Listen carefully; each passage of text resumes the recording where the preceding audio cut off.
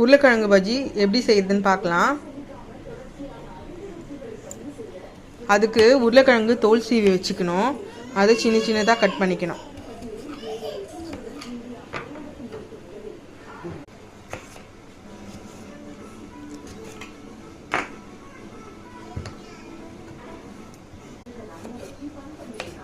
எடுத்துக்கோங்க. முதல்ல வெங்காயம் சேர்த்துக்கலாம். அடுத்தது தக்காளி சேர்த்துக்கலாம்.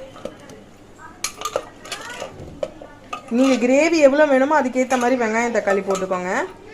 உருளைக்கிழங்கு கொஞ்சமாக இருந்தாலும் பரவாயில்ல, அது கொஞ்சமாக போட்டுக்கோங்க. அடுத்தது 3 பச்சை மிளகாய். அடுத்தது நம்ம ஒரு நெல்லிக்காய் சைஸ் புளின்னு சொல்லுவாங்கள்ல, அந்த அளவுக்கு போட்டுக்கலாம். அடுத்தது உருளைக்கிழங்கு, நறுக்கி வச்ச உருளைக்கிழங்கு இதை சேர்த்துக்கலாம்.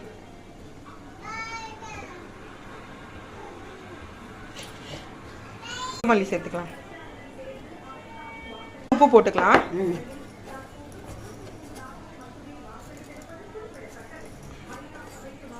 அடுத்து கொஞ்சமாக மஞ்சத்தூள், 1 டீஸ்பூன் அளவுக்கு மஞ்சத்தூள்.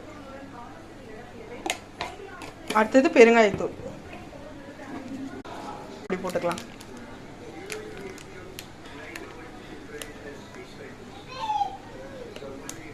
இது கடையில் வாங்கின சாம்பார் பொடி தான். நல்லா உருளைக்கிழங்கு எல்லாமே நம்ம போட்ட பொருளாக முழுகிற அளவுக்கு கொஞ்சம் தண்ணி ஊற்றிக்கலாம்.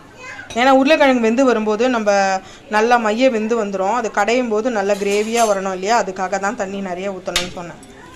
இப்போ எல்லாத்தையும் கலந்துட்டு நம்ம அடுப்பில் ஏற்றிடலாம். அதுக்கு அடுப்பை பற்ற வச்சுட்டு அடுத்தது குக்கரை இதில் ஏற்றிக்கலாம். மூடி போட்டு ஒரு 3 விசில் வரைக்கும் வைக்கலாம். 3 விசில் வச்ச பிறகு நம்ம அடுத்தது என்ன பார்க்கலாம். வச்சு நல்லா வெந்து வந்துருச்சு. இப்போ திறந்து பார்த்துக்கலாம்.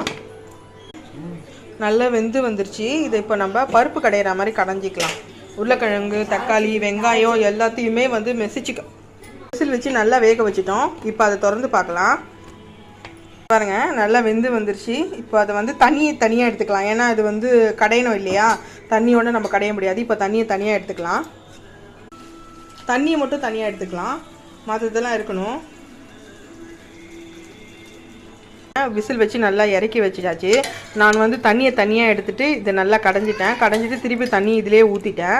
இங்கே பாருங்கள், இந்தளவுக்கு இருக்கணும். உருளைக்கிழங்கு பாதியாக மசிஞ்ச மாதிரி இருக்கணும், கொஞ்சம் இதுவாகவும் இருக்கணும். இப்போ இதில் தாளித்து ஊற்றிக்கலாம். பாருங்கள், அடுப்பில் ஒரு பேன் வச்சு எண்ணெய் ஊற்றிக்கலாம். சீரகம், பூண்டு, கருவேப்பிலை போட்டு தாளிச்சிக்கலாம். தாளித்து இதில் சேர்த்துக்கலாம் ஃப்ரெண்ட்ஸ். அவ்வளோதான், கிரேவி ரெடி. நைட்டுக்கு டின்னர் இதான் ஃப்ரெண்ட்ஸ். பஜ்ஜி ரெடி.